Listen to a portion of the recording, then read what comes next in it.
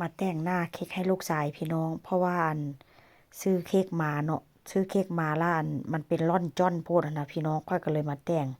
เค้กนี่ก็ซื้อมาก็ประมาณ12 ยูโรกว่าพี่น้องราคาก็บ่ได้แพงปานใดแล้วค่อยก็มาตกแต่งใส่ขนมนี่มันบ่แม่นลูกราสเบอร์รี่เด้อพี่น้องมันเป็นขนมเจลลี่หั่นนะค่อยก็ซื้อมาแต่งเพราะว่าอย่างเค้กมันค่อนข้างจะเป็นแบบว่ามันบ่มีสีสันตอนแรกก็ว่าจะเอาอย่างก็สตรอเบอรี่มาใส่แล้วไปเห็นขนมอันนี้พี่น้องค่อยก็เลยซื้อขนมเจลลี่นี่มาใส่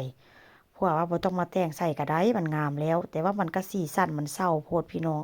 ค่อยก็เลยเอามาแต่งวิดีโอนี่ก็ตั้งแต่วันเกิดสุดหล่อพุ่นเด้อพี่น้องเอามาตกแต่งแล้วก็มาถ่ายให้เบิ่งกัน